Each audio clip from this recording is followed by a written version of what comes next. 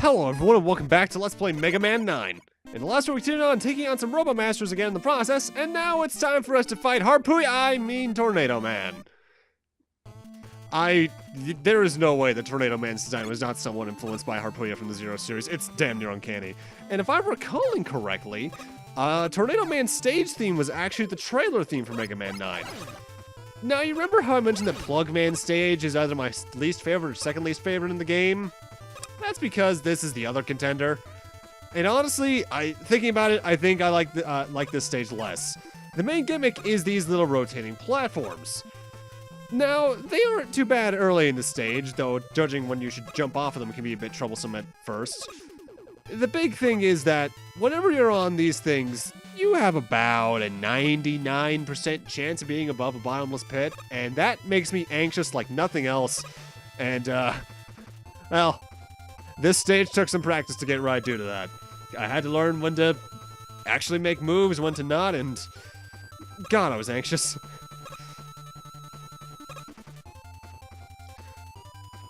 Gotta say though, I do like how they actually programmed individual sprites for the rotation parts of Mega Man.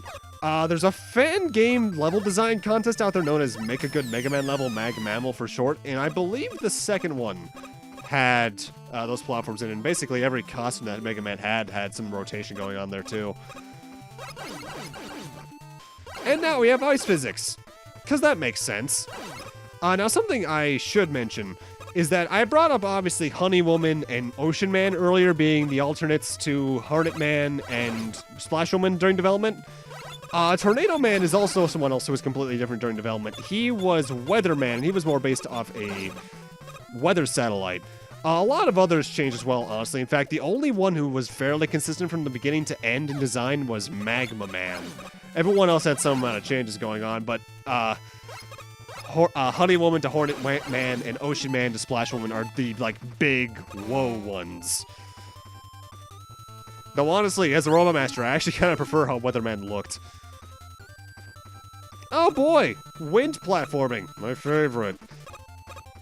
There's a platform there, by the way, behind that cloud. In fact, if there's any clouds on your level, they are hiding a platform. That's how you have to make some of these jumps. Oh boy! Wind platforming and the rotating platforms! I don't like this stage. Mind you, every Mega Man game has that one stage that I just can't look forward to revisiting at all. So it's not this game on its own there, it's just that this is the one for this game. But hey, at least now we have the wind at the back of us, so that means we actually have some decent platforming coming ahead. Because honestly, I'm more of a fan of when the wind is behind you in any game than in front of you. Because then you actually have to think about if you should time your jumps if in the case the wind like alternates between blowing and not. When to time your jumps and such. In the case like this, they have to trick you out with what jumps you can and can't make like this, and I like this a lot more than being pushed backwards. Also, I'd like to note, that was weird Hornet Chaser movement there. Despite this being my least favorite out of the stages, I managed to get through it without getting hit. Because I believe that's what the Hard Rock Challenge is, beating a stage without getting hit. Don't need to beat the Robot Master though, just the stage. That's a different achievement. Tornadoman is weak against the plug valve, so get that out. And whenever he raises his hand like he just did there, he's causing his tornado blow attack to happen, which will cause tornadoes to come from the bottom of the screen. Notable as you saw there even, whenever he's doing that though, the physics are also changed in the world to be closer to underwater, so that you can fly up towards the spikes in the case you're making reckless jumps. He also likes to stay up in midair to try and avoid your attacks, but Plug Ball makes that pretty inconsequential, because Plug Ball will just travel across the ceiling and walls and hit him anyway. And for beating him, we get that tornado blow attack, which, unlike Black Hole Bomb, is the real screen nuke. It damages everything on screen. I think you can also use it to increase your jump physics, but don't quote me on that because I don't jump often when using it. I suppose the big difference between this and Black Hole Bomb is that Black Hole Bomb is greater damage and around a smaller area. And now it's time for our last Robot Master, Magma Man. Also, I completely forgot to mention Tornadoman's little description. He was permanently stationed at a weather regulation facility. Cool. Magma Man was built to oversee safety operations and manage a geothermal power plant, and thus he's able to withstand incredibly high temperatures.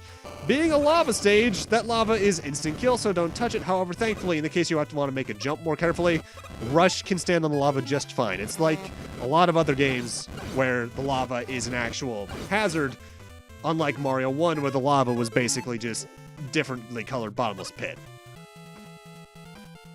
Now, for some reason, I can't exactly place why, I am completely fine around lava with that jump right there aside, because I find that to be a really kind of specific jump. But bottomless pits, I'm always just kind of nervous around. I don't know why exactly. It's only in Mega Man games that happens too. Maybe it's me having bad flashbacks to me playing as a kid. Also these lava piles or flowers, I don't know what the hell they call these things, are essentially the force beams from Quick Man stage. They come out with a specific timing, well, once they scroll on screen at least. And touching the lava that flows out of them is instant kill, so watch out for that. They're gonna get a lot more complicated with those as we go through the stage. Ooh, free bolts. Honestly, there really are only 2 times I use the bolts in the game. Whenever I play it normally, it is when I get the energy balancer when I have 100, and then right before the end game, really. And here we have a dragon mini-boss. There's a couple ways you can take this guy out. The black hole bomb will actually suck in all of his little flame enemies from Mega Man 1, making him completely unable to attack. But the quicker way to kill this guy is to actually, when he's on the lower half of his little wave pattern of flying, fire concrete shots into his face. 5 shots will kill him.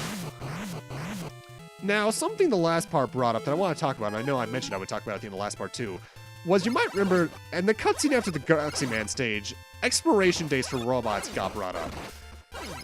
That's something that Mega Man 9 introduces to the lore of the Mega Man classic verse, at least, in that robots that I assume are just for like civic operation stuff, like the Rain Robot Masters, people like Mega Man, Roll, and such probably don't have one the same way, at least.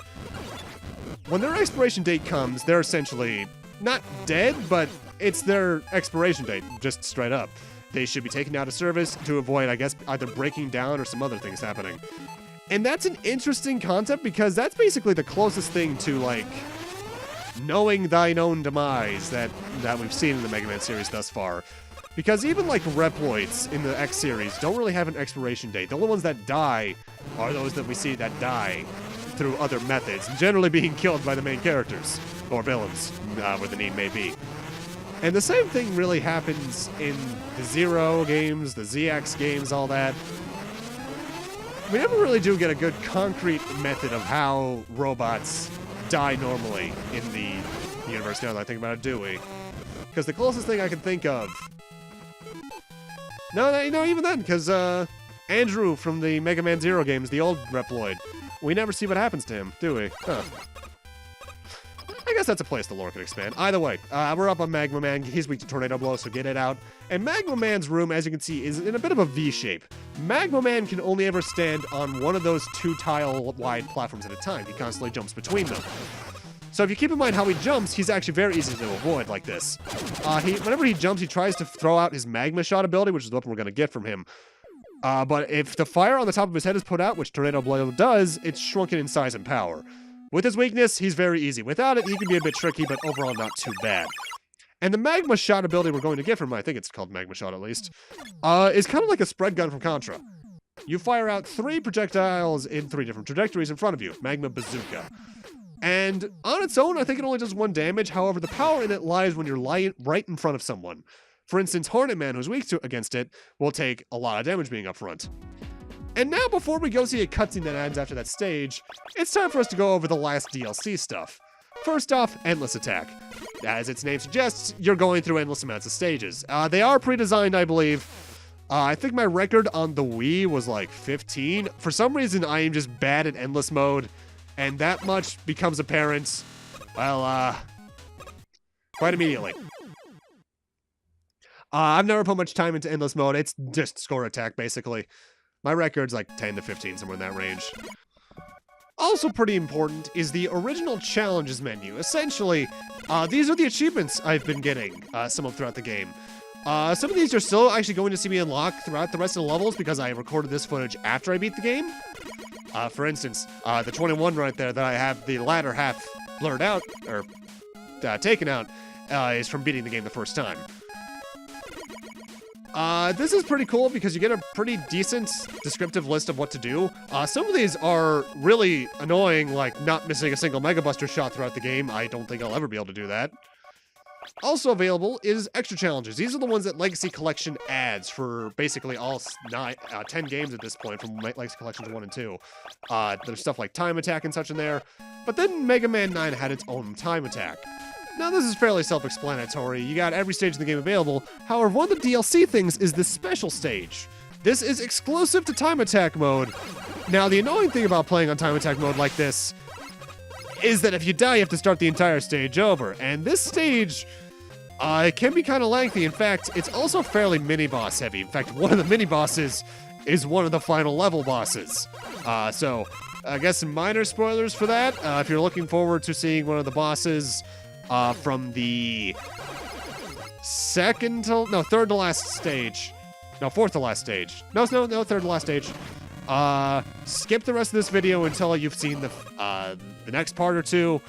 I actually don't know how long this LP is going to be. It's either going to be the next part or the part afterwards.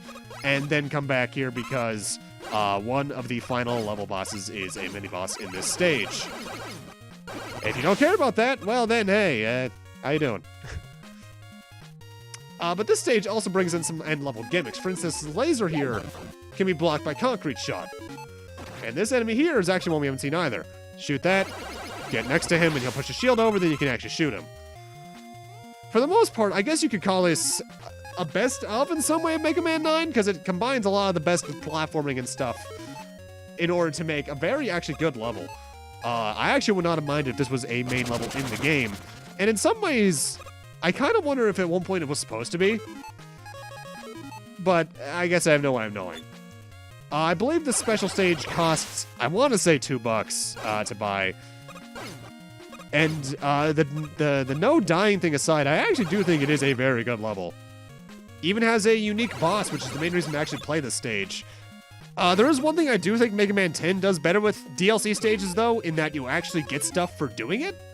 Because the 3 major DLC stages in 10, you get special weapons from them to use in the main game. I'll show those off probably towards the end of Mega Man 10 like I'm showing these off now. And I actually prefer that system to this. But that's just me. Also, there's that flower boss again from Hornet Man stage. Look how fast Concrete Shot killed that. At this point, though, the main stage gimmick is done. From here on out, the main gimmick, actually no, more accurately, standard stage stuff at this point is done. From here on out, this is basically going to be a mini-boss rush or such. Like here we have Rockface, or whatever his name was, Stoneface, I think maybe, from Bubbleman stage, and there I am destroying him again. And here's the big weapon energy refill in case you're going to need some coming up, and you are going to need some. Now the timer, I don't think there's even an achievement for beating the stage under a certain time, at least not in the Legacy Collection that I'm aware of. I haven't actually taken a look at the trophy list yet. I should actually do that. But I have seen people beat the stage in like less than 3 minutes, I think it is. But I can't do that. My method of playing for Mega Man just does not fit that. Let's see. Trophies / achievements for Mega Man Legacy Collection 2. Complete Mega Man 9, complete Mega Man 7, complete Mega Man 8, complete Mega Man 10, complete Mega Man 9 with Protoman, complete Mega Man 10 with the other 2 playable characters, challenge, 1 bronze medal in challenges, 10 bronze medals, 25 bronze medals, 1 silver medal, 25 silver medals, 1 gold medal, 10 gold medals, 25 gold medals, 50 gold medals, which I think is everything, completing the boss rush challenges for each of the games, and that's it. Yeah, so nothing about Time Attack in there, so that's good. I guess that's just there for leaderboard stuff, which I believe is still active through Legacy Collection, so if y'all want to have a world record or something, I guess you could try. I don't really think it'd be worth it at this point, because, yeah. Though, actually, that does make me wonder. Speaking of world record, what is the world record for Mega Man 9? Mega Man 9 speedrun world record. Because Mega Man speedruns are ones I find incredibly interesting because, with the rare exception here and there, it's mostly skill-based. Also, I should warn you, for people who are watching the stage just to see it but still don't want to see the closer to endgame boss fight, skip the next bit. Because here he is. And for those who are still watching, meet the Actually, what is this thing's name? Let me find out really quickly. Mega Mech Shark is this thing's name. This is a 3-stage boss fight. Each phase has a different weakness. First phase here is just shooting up missiles at you, and you want to use the laser trying to take it out. Plus, you'll get through the missiles more easily that way. Second phase is going to be some turrets launching some enemies at you like this, and it's weak to Tornado Blow because it damages both turrets simultaneously. I'm not sure if the spikes above you are instant kill because I've never hit them, but I suppose I can look that up really quickly. Overall, this is probably the easiest phase, though, as you can see. Hitting them can be kind of tricky. Try not to do that. And the third phase, you're trying to attack the face, which is shooting you with lasers. I think Black Hole Bomb as well as Hornet Chaser are good for this. I prefer Hornet Chaser because I don't have to move as much, but that's there. Looks like the spikes might indeed be instant kill. Oh no, they do 5 damage, so it's not instant kill. Never mind. So that's there. And for those who are now rejoining us after that boss fight, hi. As I was saying, I actually just got the Mega Man 9 speedrun record up. It is, the first place is BTFM's 3143 real-time run, which is 2051 in-game time on the PlayStation 3. Because Mega Man 9 is one of those games that counts in-game time differently than real-time, because screen transitions don't count, as do, I think, pauses. And that was set as recently as April 15th of last year. So I guess he's pretty incontested in that. Cause, well, it's just, well, mind you, I'm looking at it actually. 7 seconds off from second place. So that's a pretty big gap, all things considered, for speedruns. Either way, it's time for the unique boss of the stage, which is weak against Jewel Satellite, so get it out. And the boss is named Fake Man. Keep an eye out for this guy's sprite later on in the game, as well as back in part 1, even, I believe it was, after we beat the first Robot Master. He is a police bot who's weak against Jewel Satellite. The way he works is that he has 2 phases, either chasing you or trying to fire his Buster Revolver at you, or his Revolver Buster. Either way. He's chasing you naturally, but he'll go into his shooting phase the moment you press the B button. So the way you want to go about this fight is to try and time your Jewel Satellites just right so that you can both hit him and then hit him when he's jumping. Jewel Satellite can also reflect his bullets back at him, which is very good. Once you run out of Jewel Satellite, just Mega Buster him to death. It shouldn't be that hard. And that's the special stage. I like it. I kind of wish it was in the main game in some way, because I would like to see what we could possibly get from him, or maybe if he was some story-related boss, like, whoa, he's the Mr. X of the game, whoa. But no goose with that. No luck with that, rather. But with that, I'm going to need to end this off here. Thank you guys for watching, and in part 4, I guess we'll be seeing what happened after we beat the 8th Robot Master, because the past, 10 minutes or so, I've been completely out of the storyline. See you guys then.